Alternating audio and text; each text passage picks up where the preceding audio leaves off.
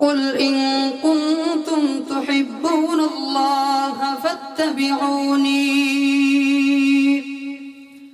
يحببكم الله ويغفر لكم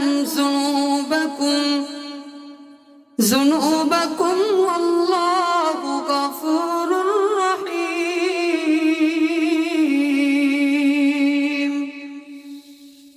আল্লাহ পাক রব্বুল আলামিন বলেন, হে নবী আপনি জানায় দেন, যদি কোনো বান্দা, যদি আপনার কোনো উম্মত আমি আল্লাহর ভালোবাসা, আমি আল্লাহর অনুকরণ পেতে চাই, হে হাবিব আপনি জানায় দেন, তাহলে যেন আপনি রাসূলকে অনুকরণ করে, আপনি রাসূলের ইত্তেবা করে, তাহলে আমি আল্লাহর অনুকরণ, আমি আল্লাহর মহব্বত ওই বান্দা পরিপূর্ণ পেয়ে যাবে। জুড়ে বলেন সুবহানাল্লাহ।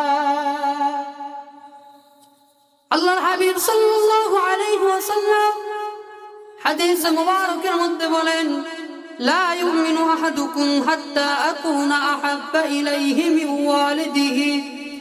ওয়ালিদিহি ওয়ান নাসি আজমাইন।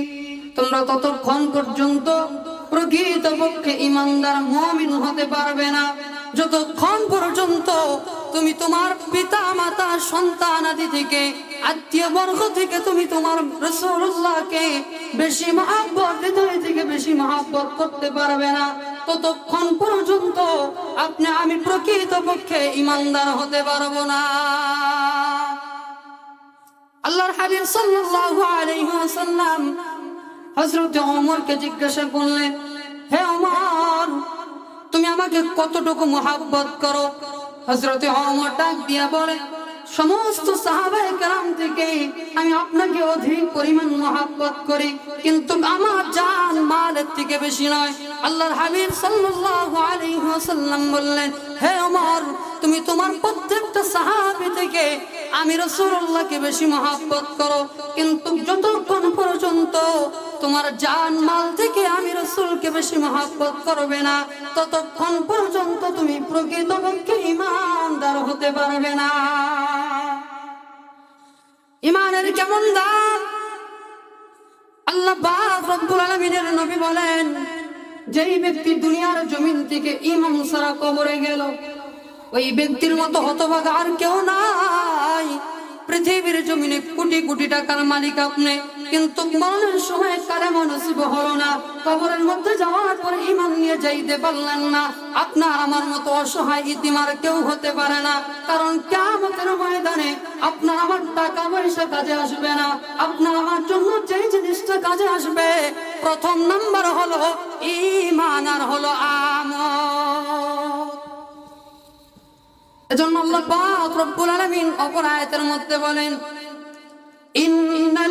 ইন্নাল্লাযীনা আমানু ওয়া আমিলুস সালিহাতি কানাত লাহুম জান্নাতুল ফিরদাউসি নুজুলা। আল্লাহ পাক রব্বুল আলামিন বলেন, ইন্নাল্লাযীনা আমানু, হে ঈমানদারগণ তোমরা ঈমান আনো। কার প্রতি ঈমান আনবেন?